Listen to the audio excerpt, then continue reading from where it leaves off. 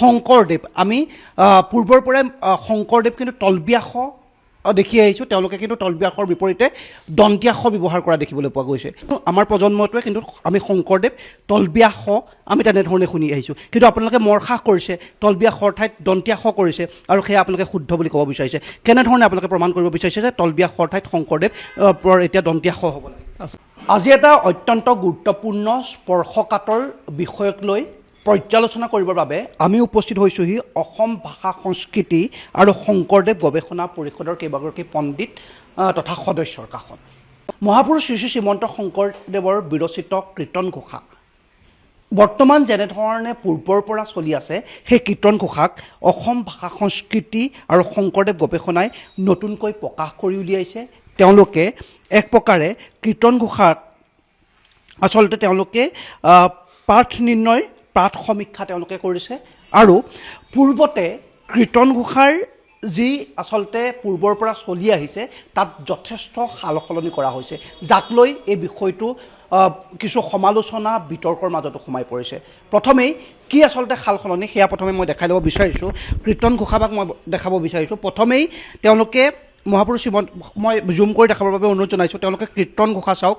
সাধাৰণতে কীৰ্তন ঘোষা পূৰ্বৰ পৰা যি চলি আহিছে তাত কিন্তু কত হস্ৰইকাৰ নহয় দীৰ্ঘইকাৰ আছিল। তেওঁলোকে কিন্তু আৰম্ভণিতে লিখিছে মহাপুৰুষ শ্ৰীমন্ত শংকৰদেৱৰ বিৰচিত। শংকৰদেৱ আমি পূৰ্বৰ পৰাই শংকৰদেৱ কিন্তু তলবিয়াস দেখি আহিছোঁ, তেওঁলোকে কিন্তু তলবিয়াসৰ বিপৰীতে দন্ত্যাস ব্যৱহাৰ কৰা দেখিবলৈ পোৱা গৈছে। তেওঁলোকে লিখিছে মহাপুৰুষ শ্ৰীমন্ত শংকৰদেৱৰ বিৰচিত কীৰ্তন ঘোষা। মই দুটা সাল সলনি প্ৰথমতেই বেটুপাততে দেখুৱাই লৈছোঁ। প্ৰথমতে তেওঁলোকে মহাপুৰুষ শ্ৰী শ্ৰী শ্ৰীমন্ত শংকৰদেৱ যোৰ আমি পূৰ্বৰ পৰা চলি আহিছে, আমি শুনি আহিছোঁ। বজাৰত যি চলি আছে কীৰ্তন ঘোষা তাত তলবিয়াস আছে, তেওঁলোকে দন্ত্যাস কৰিছে। কীৰ্তনত কত দীৰ্ঘইকাৰ আছে, তেওঁলোকে হস্ৰইকাৰ কৰিছে। আমি পোনে পোনে মই প্ৰথমে আপোনাৰ কাষলৈ আহিছোঁ। যথেষ্ট সাল সলনি হোৱা দেখিবলৈ পোৱা গৈছে। মই প্ৰথমে এই সাল সলনিবোৰ কি কাৰণে কৰা হৈছে, বা কীৰ্তনটো কত হস্ৰইকাৰ আগতে দীৰ্ঘইকাৰ আছিলে, কি কাৰণে চমুকৈ? ইয়াৰ মূল কাৰণটো হ'ল আমি এই পাঠ সমীক্ষাৰ নিয়ম মতে যে যিগৰাকী মহাপুৰুষৰ যিখন শাস্ত্ৰৰ পাঠ সমীক্ষা কৰা হয়, সেই শাস্ত্ৰখন যি যুগত সৃষ্টি হৈছিল সেই যুগৰ ভাষা বানান জোটনি কেনে আছিল সেইমতে কৰিব লাগিব।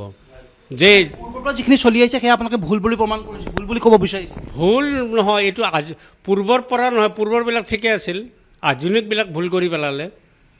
আগৰ পৰা যে কীৰ্তনটো কত দীৰ্ঘইকাৰ আছিলে সেইটো ভুল হৈ আছিল? আগৰ পৰা নহয়, এতিয়াহে দীৰ্ঘইকাৰ কৰিছে। আগতে হস্ৰইকাৰ আছিল? আগতে হস্ৰইকাৰ আছিল, শংকৰদেৱৰ সময়ত বা প্ৰাচীন যুগত হস্ৰইকাৰ আছিল। এতিয়া আধুনিক কৰোঁতে দীৰ্ঘইকাৰ কৰিলে। এতিয়া আপোনালোকে শুদ্ধ ৰূপত কৰিছে? আমি শুদ্ধ বুলি দাবী কৰিব পাৰোঁ। দাবী কৰিব পাৰে? হয়, আৰু আমি কৰা নাই, এইটো পাঠ সমীক্ষাৰ নিয়মমতে কৰিছে। পাঠ সমীক্ষাৰ নিয়মমতে কৰিছে, কৰিছোঁ। আমি ইয়াত গোটেই তথ্যবিলাক দি দিছোঁ ইয়াতে। পণ্ডিতসকলৰ এই সমগ্ৰ পৰ্যালোচনা আপোনালোকে উত্তৰ দিবৰ বাবে সাজু আছোঁ। আমি পণ্ডিতৰ পৰা আমাৰ সমালোচনা বিচাৰিছোঁ। আমি কৰক সমালোচনা যুক্তিসংগতভাৱে, আমি উত্তৰ দিবলৈ সাজু আছোঁ। আমাৰ মতে কৰা নাই, নিয়ম মতে কৰিছোঁ। প্ৰাচীন যুগৰ আৰু আধুনিক যুগৰ একে নহয়। এতিয়া এটা কথা চাওক, এতিয়া আমি ধৰ্ম শব্দটো লেখোঁতে যোনতে ধ ম ওপৰত ৰেফ লিখোঁ, কিন্তু আমি সৰু থাকোঁতে তেতিয়া দুটা ম দি পেলাই ম ওপৰত ৰেফ দিছিলোঁ। এতিয়া দ্বিতীয় বৰ্জন কৰিছে অসম সাহিত্য সভাই বা গুৱাহাটী বিশ্ববিদ্যালয়ে, এইটো আমি সকলোৱে মানি লৈছোঁ। কিন্তু অতীতত এইটো নাছিল, এতিয়া সলনি হ'ল। শ্ৰীমন্ত 600 বছৰ আগত এয়া নাছিলে। শংকৰদেৱৰ সময়ৰ মানে ৰূপটোহে আমি দিছোঁ। আৰু এটা কথা মনত ৰাখিব, শংকৰদেৱৰ কীৰ্তন পুথিখন ৰচনা কৰোঁতে আজিৰ আধুনিক যুগৰ হেমবৰুৱাৰ হেমকক মেলি চাই পেলাই বানান লিখা নাছিল। আজিৰ কীৰ্তন যিবিলাকে সম্পাদনা কৰিছে, ডাঙৰ ঘটনা এইটো, তেওঁলোকে বানানটো সলনি কৰিবৰ সময়ত হেমবৰুৱাৰ অভিধান মেলি চাই বা চন্দ্ৰকান্তৰ অভিধান মেলি চাই। চন্দ্ৰকান্ত হেমকক এতিয়াৰহে শাস্ত্ৰ এইবিলাক। শংকৰদেৱৰ দিনততো হেমকক নাছিল, চন্দ্ৰকান্ত বড়ো নাছিল, কোনো অভিধানেই নাছিল শংকৰদেৱৰ সময়ত। ঠিক আছে, আপোনালোকৰ মতে এয়া শুদ্ধ। মই আৰু এটা বিষয় আপোনাৰ পৰা জানিব বিচাৰিছোঁ। চাওক, মহাপুৰুষ শ্ৰী শ্ৰী শ্ৰীমন্ত শংকৰদেৱ গুৰুজনাই 600 বছৰ আগতেই যিধৰণে আমাৰ অসমীয়া সাহিত্য সংস্কৃতিৰ ভঁৰাল চহকী কৰি থৈ গৈছিলে, যিগৰাকী মহান গুৰুক লৈ আমি আজিও অসমীয়া জাতিয়ে মূৰ দাঙি জীয়াই থাকিবলৈ শিকিছোঁ। কিন্তু আমিও আমাৰ প্ৰজন্মটোৱে কিন্তু আমি শংকৰদেৱ তলবিয়া শ আমি তেনেধৰণে শুনি আহিছোঁ। কিন্তু আপোনালোকে মৰসাহ কৰিছে, তলবিয়া শৰ ঠাইত দন্তীয়া শ কৰিছে, আৰু সেয়া আপোনালোকে শুদ্ধ বুলি ক'ব বিচাৰিছে। কেনেধৰণে আপোনালোকে প্ৰমাণ কৰিব বিচাৰিছে যে তলবিয়া শৰ ঠাইত শংকৰদেৱ এতিয়া দন্তীয়া শ হ'ব লাগে? আচলতে ইয়াত মৰহা কথাটো অহা নাই, এইটো ভাষাতাত্ত্বিক কথা। আমাৰ অসমীয়া ভাষাত যেনে প্ৰাচীন ৰূপ আধুনিক ৰূপ বুলি দুটা কথা আছে। যেতিয়া আধুনিক ৰূপটো সাধাৰণতে আমাৰ যেতিয়া হেমচন্দ্ৰ বা ব্যাকৰণ প্ৰকাশ পালে, তেতিয়া অসমীয়া ভাষা আধুনিক ৰূপ লৈছে। তাৰ আগত কিন্তু আধুনিক ৰূপ নাছিলে। আৰু আমি যেতিয়া শংকৰদেৱৰ সময়ৰ কথালৈ যাওঁ, এটা সৰু উদাহৰণ দিছোঁ। নাৰায়ণ চন্দ্ৰ গোস্বামী ডাঙৰ পণ্ডিত, কমলাবাৰী সত্ৰ অধিকাৰ আছিলে। তেওঁক অসম সাহিত্য সভাৰ দুজন সভাপতিয়ে এটা ৰিকুৱেষ্ট কৰিলে যে আপুনি এখন কীৰ্তন সম্পাদনা কৰিব লাগে। এজন মহিম চন্দ্ৰ বৰুৱা, ইজন বোধহয় অতুল চন্দ্ৰ বৰুৱা। আৰু তেতিয়া তেনেকৈ ষ্টুডেণ্ট ষ্ট'ৰ্ছ আছে, ষ্টুডেণ্ট ষ্ট'ৰ্ছৰ মালিক স্বত্বাধিকাৰে কিতাপখন প্ৰকাশ কৰিবলৈ আগবাঢ়িলে, অজয় দত্ত। এতিয়া নাৰায়ণ চন্দ্ৰ গোস্বামী মহেশচন্দ্ৰক পৰামৰ্শ ল'লে কি কৰা যায়। মহেশচন্দ্ৰকে এটা কথা ক'লে যে কথাটো খুব ভাল হৈছে, কিন্তু আপুনি আধুনিক ৰূপত নকৈ প্ৰাচীন ৰূপত কৰক। নাৰায়ণ চন্দ্ৰ গোস্বামীক ক'লে। এতিয়া নাৰায়ণ চন্দ্ৰ গোস্বামীয়ে ডক্টৰ মহেশচন্দ্ৰৰ পৰামৰ্শ মতে প্ৰাচীন ৰূপত কীৰ্তন পুথি প্ৰকাশ কৰিলে। প্ৰাচীন ৰূপত যদি আপোনালোকে চাই দেখিব যে তাত সেই কীৰ্তনখনত তালবিয়া শ নাই, দন্তীয়া শ আছে শংকৰত। কীৰ্তনত হচৰিকাৰ আছে, দীঘৰিকাৰ নাই। হচৌকাৰ তাত দীঘৰকাৰ ব্যৱহাৰ নাই, হচৌকাৰ আছে। মূৰ্ধন্যানৰ ব্যৱহাৰ নাথাকে, দন্ত্যানৰ ব্যৱহাৰ আছে। মানে সেইটো প্ৰাচীন ৰূপ। আৰু সেই দুটা এডিশ্যন প্ৰকাশ কৰিছে ষ্টুডেণ্ট ষ্ট'ৰ্ছে।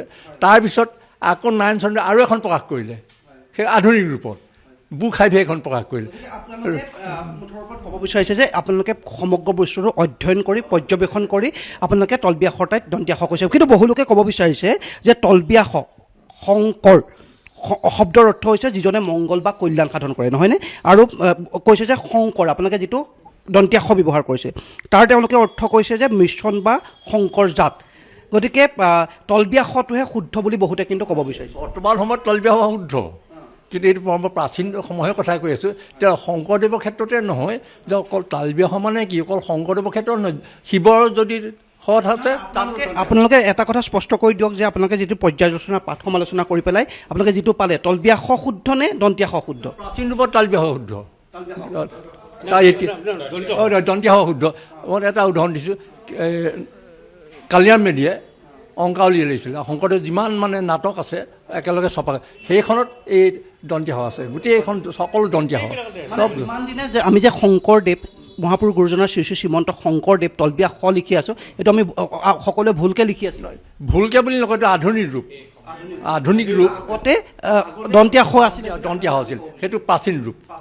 প্ৰাচীন কালত দন্তীয়া শ আছিলে, কিন্তু আধুনিক কালত তলবিয়া শ হ'ল। ঠিক আছে, এইখিনি বিষয় কিন্তু যথেষ্ট অকণমান যদি উঠি দিয়ে, যথেষ্ট সমালোচনা কিন্তু বহুতে সমালোচনা কৰা দেখিবলৈ পোৱা গৈছে। এটা অত্যন্ত স্পৰ্শকাতৰ বিষয়, যিগৰাকী মহান গুৰুক লৈ আমি তেখেতৰ সৃষ্টিৰাজিক লৈ আমি জীয়াই আছোঁ। গতিকে বহুতে আমিও আমাৰ এটা প্ৰজন্মই হওক বহু প্ৰজন্মই তলবিয়া শই শুনি আছে। আপোনালোকে কৈছে যে এতিয়া তেওঁলোকে কৈছে দন্তীয়া শটো পৌৰাণিক আছিল, তলবিয়া শটো আধুনিক হ'ল, তেতিয়া দন্তীয়া শহে আছিল। এই সমালোচনাবোৰ কিন্তু আপোনালোকে প্ৰত্যুত্তৰ দিবৰ বাবে সাজু হৈ আছে? নাই, আচলতে প্ৰত্যুত্তৰৰ প্ৰসংগ নাহেই। কাৰণ আচলতে ভাষাতাত্ত্বিক কথা আমাৰ শইকীয়াদেৱে কৈ গৈছে, ভাষাতাত্ত্বিক কথা জড়িত হৈ আছে, ভাষা বিজ্ঞানৰ কথা জড়িত হৈ আছে। আজি যদি মই এজন গৱেষক হিচাপে প্ৰাচীন কালৰ শংকৰদেৱৰ কীৰ্তন পুথিখনৰ ভাষাটোক অধ্যয়ন কৰোঁ, তেতিয়াহ'লে মই আধুনিক কীৰ্তন পুথি আধুনিক ভাষাটোক লৈ অধ্যয়ন কৰিলে হ'বনে? প্ৰথম প্ৰশ্ন। গতিকে পোনছাতে ক'ব লাগিব যে প্ৰাচীন সেই সময়ছোৱাৰ নামঘোষা বা কীৰ্তনক যদি ভাষাটো অধ্যয়ন কৰোঁ, তেতিয়াহ'লে শংকৰদেৱকালীন সেই সময়ছোৱাৰ ভাষাটোক আমি আশ্ৰয় কৰিব লাগিব। তেতিয়াহ'লে আমাৰ হাতত অস্ত্ৰ নাছিলেই। গতিকে আমি ভাবিছোঁ যে 100% শুদ্ধ নহ'লেও যিহেতু পাঠ সমীক্ষাই শংকৰদেৱৰ বা সেই মূল লেখকৰ ওচৰ পোৱাকৈ অকণমান সহযোগিতা আগবঢ়ায়, সেই পাঠ সমীক্ষাৰ পদ্ধতিৰে 5 বছৰ গৱেষণাৰ অন্তত ভাষা সংস্কৃতি আৰু শংকৰদেৱ গৱেষণা পৰিষদে এই কীৰ্তন পুথিভাগ প্ৰকাশ কৰিলোঁ। এই কীৰ্তন পুথিভাগ কি? যে সেই সমকালীন সময়ৰ ভাষাটোৰ পূৰ্ণৰূপ উপস্থাপন, যিটো সমকালৰ বৰ্তমান কালৰ কোনো গৱেষকে যদি গৱেষণা কৰে সেই পুথিখনকে আশ্ৰয় কৰিব লাগিব। এইটো আমাৰ কাৰণে আমি ভাবিছোঁ যে উৎকৃষ্ট কাম। আৰু দ্বিতীয় কথা, আৰু এই যিখন কীৰ্তন পুথি আমি প্ৰকাশ কৰিলোঁ, এই পুথিখনৰ প্ৰকাশৰ যিদিনা অনুষ্ঠান আছিল, সেই অনুষ্ঠানত আমাৰ অসমৰ বিভিন্ন স্তৰৰ পণ্ডিতসকলক নিমন্ত্ৰণ কৰিছিলোঁ। সকলোৱে ভূয়সী প্ৰশংসা কৰিছে আৰু তাৰ পৰৱৰ্তী পৰ্যায়ত আমি আমাৰ বিভিন্নজন পণ্ডিতৰ ঘৰে ঘৰে এই কীৰ্তন পুথিভাগ আমি নিজ হাতে বিতৰণ কৰিছোঁ। উদাহৰণস্বৰূপে নগেন শইকীয়া ছাৰ, নগেন শইকীয়া ছাৰৰ ঘৰত আমাৰ বিষ্ণুৰাম নাথ ছাৰ আছে, মই নিজেই আছোঁ, মোৰ লগত ডক্টৰ গোবিন্দ প্ৰসাদ ভূঞা ছাৰ গৈছে, এই তিনিজনে গৈছোঁ আৰু হীৰেণ গোহাঁই ছাৰৰ ঘৰতো গৈ এই পুথিভাগ দি থৈ আহিছোঁ। আমি তেওঁলোকক আমি কামনা কৰিছিলোঁ যে আমাৰ এই পুথিভাগত যদি আপোনালোকৰ ফালৰ পৰা কিবা সমালোচনা কৰিবলগীয়া কথা আছে, আমাক যদি বিসংগতি দেখুৱাই দিবলগীয়া আছে, তেতিয়াহ'লে অতি সোনকালে দেখুৱাই দিয়ক, কাৰণ এইটো জাতিটোৰ কাৰণে এটা সম্পদ হ'ব। এই জাতিটোৰ কাৰণে সম্পদত যদি কিবা বিসংগতি থাকি যায় অসুবিধা হ'ব। গতিকে নগেন শইকীয়া ছাৰে আজি এবছৰ আগতে আমি তেখেতৰ ঘৰত আমি এই অস্ত্ৰখন যোগাৰ মানে সেই সম্পদ ভাগ যোগাৰ দি থৈ আহিছিলোঁ, কিন্তু তেখেতে আজিলৈকে একো উত্তৰ দিয়া নাই, তাৰমানে সমালোচনা কৰিবলগীয়া নাই। নেক্সট আমাৰ হীৰেণ গোহাঁই ছাৰৰ ঘৰতো আমি কীৰ্তন পুথিভাগ আগবঢ়াই দি থৈ আহিছিলোঁ আৰু তেখেতৰ পৰা আমি পৰামৰ্শ বিচাৰিছিলোঁ, গঠনমূলক আলোচনা বিচাৰিছিলোঁ, কিন্তু তেখেতে ক'লে যে উৎকৃষ্ট এখন গ্ৰন্থ বজাৰত ওলাই গৈছে, তাত দুই এটা ভুল যদি থাকিবই, যিহেতু ছপাৰ কথা আছে আৰু যিখিনি বানান দুই এটা ভুল আছে সেইখিনি আমি পৰৱৰ্তী পৰ্যায়ত সংশোধনৰ ব্যৱস্থা কৰিব লাগিব। গতিকে আমাৰ ভাষা সংস্কৃতি শংকৰদেৱ গৱেষণা পৰিষদে সমালোচনা বিচাৰিছোঁ পণ্ডিতৰ পৰা, কাৰণ পাঠ সমীক্ষা বিষয়টো সাধাৰণ মানুহে বুজি নাপায়। মহেশ্বৰ নাগে কৈ থৈ গৈছে যে পাঠ সমীক্ষা বৰ্তমান পৰ্যায়ত খাই নেপিন্ধে বহুতে বুজিয়েই নাপায়, পণ্ডিত শ্ৰেণীৰ মাজতে এই জ্ঞানটো সীমিত হৈ আছে। গতিকে আমি ভাবিছোঁ যে এই কীৰ্তন পুথিভাগত সমালোচনা হওক পণ্ডিতৰ পৰা হওক, কোনো ফেচবুকত দুই এষাৰি লিখা পণ্ডিতৰ পৰা আমি সেই সমালোচনা বিচৰা নাই আৰু তেওঁলোকৰ সেই সমালোচনাৰ উত্তৰো আমি দিবলৈ প্ৰয়োজনবোধ নকৰোঁ, কাৰণ তেওঁলোকৰ এই পাঠ সমীক্ষা বা এই ভাষা বিজ্ঞান সম্পৰ্কে জ্ঞানৰ অভাৱ। আমি শুনিবলৈ পাইছোঁ যে কোনোবা এজনে কিতাপ এখনো বোলে প্ৰকাশ কৰিছে, কোন ঠিক মোৰ মনলৈ অহা নাই, গতিকে সেই গ্ৰন্থখনত বোলে এনেকুৱা দুই এটা সমালোচনা কৰিছে, কিন্তু আমি জনাত আমি গ্ৰন্থখনৰ বেটুপাত এটা পাইছিলোঁ, বেটুপাতত লিখা আছে যে বিতৰ্কিত কীৰ্তন ঘোষা। আচলতে সমালোচক এজনে জনা উচিত যে এই গ্ৰন্থখন সমালোচনা কৰিবলৈ যাওঁতে নামকৰণ কেনেকৈ কৰিব লাগে। নামকৰণতে যদি বিতৰ্কিত শব্দটো লগাই দিয়া হয় তেতিয়াহ'লে আমি স্পষ্ট প্ৰমাণ যে তেখেতে গ্ৰন্থ সমালোচনা কৰিব নাজানে। গতিকে এই সাধাৰণ সমালোচকৰ সেই সমালোচনাৰ উত্তৰ দিবলৈ আমাৰ সময় নাই। আমি পণ্ডিতৰ পৰা এতিয়াও আশা কৰিছোঁ, বিভিন্নজন পণ্ডিতৰ হাতত আমি গ্ৰন্থভাগ আগবঢ়াই দিছোঁ, বজাৰলৈ আমি আগবঢ়াই দিছোঁ এখন। গতিকে পণ্ডিতসকলে আমাক দেখুৱাই দিয়ক ভাষা বিজ্ঞানৰ জ্ঞান থকা, সেই শব্দ সম্ভাৰ সম্পৰ্কে জ্ঞান থকা, প্ৰাচীন অসমীয়া ভাষাৰ সম্পৰ্কে জ্ঞান থকা সেই ব্যক্তিসকলৰ পৰা আমি এতিয়াও আশা কৰিম যে আপোনালোকে আমাক সমালোচনা কৰক, আমাক গঠনমূলকভাৱে দেখুৱাই দিয়ক, পৰৱৰ্তী সংস্কৰণত আমি আমাৰ ইতিমধ্যে এই গ্ৰন্থখন সম্পৰ্কীয় বহু কথা আমাৰ হেম শইকীয়া দেৱেও বিশেষকৈ প্ৰকাশ কৰি গৈছে, আমাৰ দুই এখন পেপাৰত প্ৰকাশ কৰিছে। ডক্টৰ গোবিন্দ প্ৰসাদ ভূঞা আমাৰ কৃষ্ণগুৰু আধ্যাত্মিক বিশ্ববিদ্যালয়ৰ অসমীয়া বিভাগৰ বিভাগীয় প্ৰধান, তেখেতো ধুনীয়া সমালোচনা কৰিছে পেপাৰত, আমি সন্তোষ পাইছোঁ। তেখেতসকলেও দুই এটা সাধাৰণ দিহা পৰামৰ্শ আগবঢ়াইছে। আমাৰ সন্মুখত বহি থকা হেম শইকীয়া দেৱেও দুই এটা সাধাৰণ পৰামৰ্শ আগবঢ়াইছে। গতিকে এই পৰামৰ্শবিলাক আমি একাত্ম কৰিম, আমি চাইণ্টিফিকেলি যদি হয় তেতিয়াহ'লে আমি পৰৱৰ্তী সংস্কৰণ সংশোধন কৰিম, কাৰণ এইটো আমাৰ সম্পত্তি নহয়, আমি জাতিটোৰ সম্পত্তি হ'ব।